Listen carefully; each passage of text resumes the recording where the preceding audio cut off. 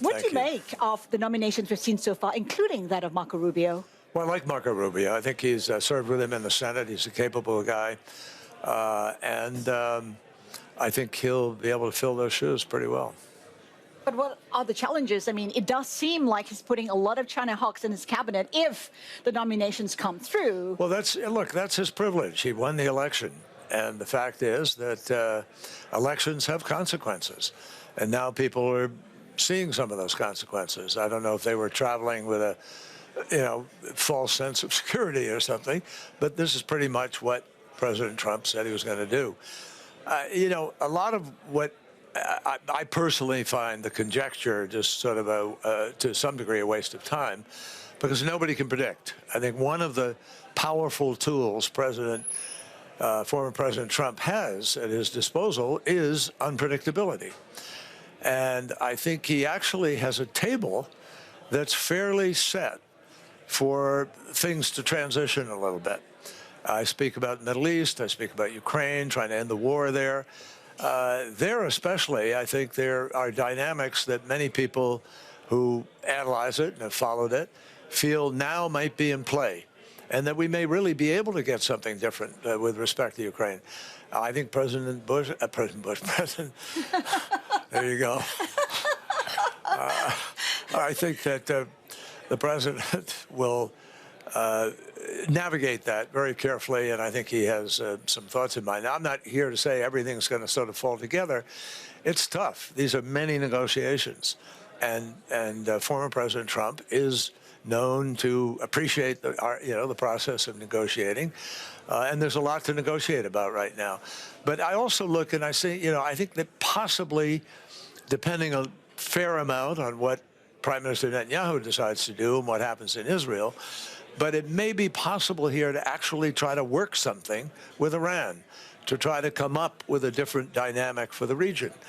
And that was something that, with President Obama, we actually put on the table towards the end of the administration, was a whole new security arrangement for the region.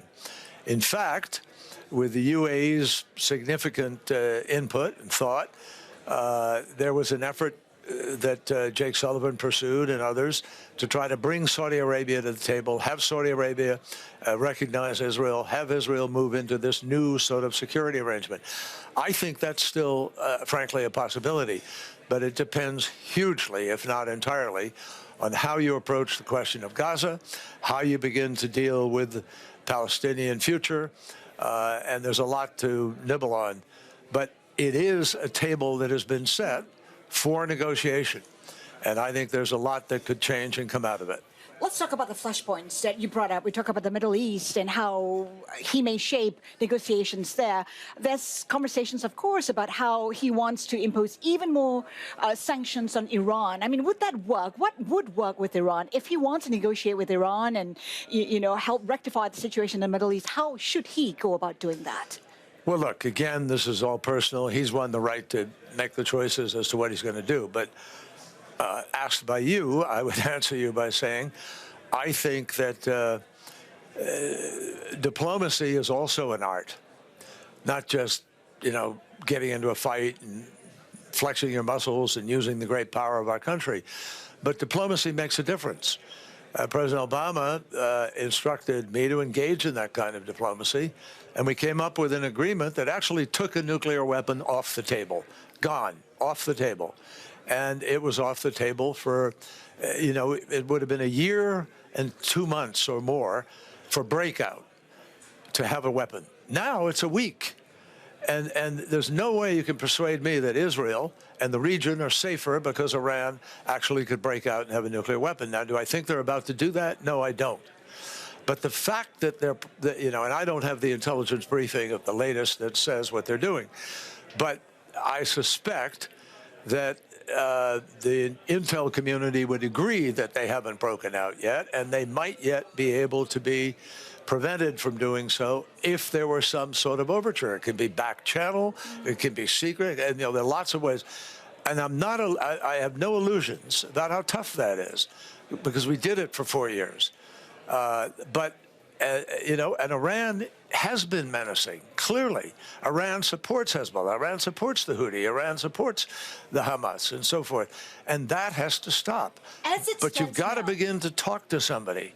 You've got to begin to explore the possibilities. And one of the things I resolved many years ago was, before you send young men and women off to war, before you are empowering the capacity for war, make the efforts. Get caught trying to find if there's a better route before you ask young kids to give up their lives. As it stands now, do you see the chances of an escalation in the Middle East as it stands now? As it stands now, there is the possibility of escalation. There's also the possibility of mistaken calculation on one side or the other, or several. These are dangerous parties in some cases. And I think, and Israel suffered on October 7th, something that none of us ever thought we'd see looking back on the history of the Holocaust and other things. That was as racist, as enraged, as brutal, as sexist, as craven as anything any of us have seen in our lifetimes. And so it did deserve a response. The question is, where do you take that response? How do you begin to patch something back together? The Middle East is the least integrated region of the entire world, and it happens to be home of the three great major religions.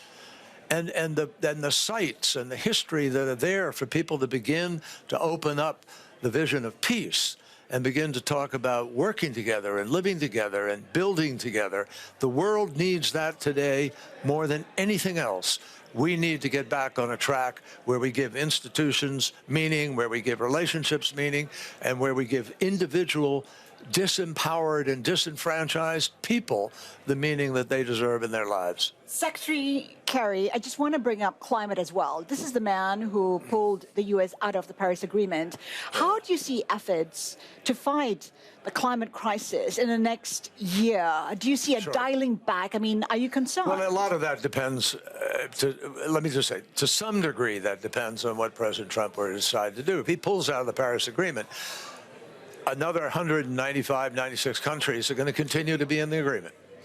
And what he will do is cede, if he did that, he would cede leadership to China, the very thing that he says we don't want to do. And he would diminish the ability of the world to be able to respond to this existential crisis. Now, I know people get a little wiggly and, you know, they can't listen to you when you say, oh, this is a really serious issue. I'm trying to figure out why human beings are so wired that they don't want to take an existential challenge at face value. But the new science on what is happening to this planet is frightening. And it's not politics that's producing that information. It's not ideology. It's not some pet project of President Biden or John Kerry. It's the result of what scientists are telling us. And mathematics, physics are documenting what is happening to this planet. We are burning fossil fuel without capturing the emissions. And I'm not per se against the fuel, but you've got to capture the emissions. If we're not capturing them, we continue to do the damage. On the other side of that, addressing that, there's an incredible new world of opportunity. Technologies are coming online right now. AI will be a very critical part of resolving this. Big new grids have to be built to provide energy. We have data centers that need to be built. They need power. We have the ability now to build out some nuclear power to help with that, and geothermal. So there are lots of technologies. Last year, $2 trillion of investment, not spending, went into solving this problem. $2 trillion versus $1 trillion for fossil fuel. So for the first time in history, the marketplace writ large has said, this is where we're going. And I don't believe any one politician anywhere in the world can stop that. In fact, the test for real leadership is how do you channel that? And look at what Darren Woods, the chairman of ExxonMobil, said yesterday. He urged President Trump not to pull out because he thinks it would disadvantage American companies and disadvantage American leadership. You got to wonder whether China will, you know, assume that leadership role if push comes to shove. You know, we need to work with China to deal with this problem. And in the doing of that, we can find other avenues and other ways to talk about serious issues that we differ on. There are many issues we differ on with China, and I do join in differing on them.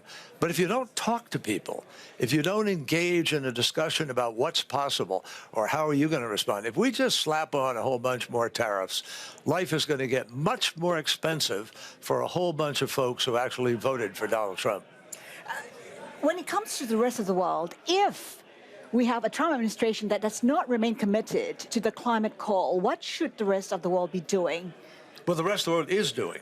I mean, this is the What more should they be doing? Well, everybody needs to speed up. What we need is more speed, bigger size, and more money. We need to actually excite. What the Inflation Reduction Act did in the United States was excite a whole bunch of entrepreneurial activity with innovation. We need to do more of that on a global basis, and we'll win the fight. We can win the fight.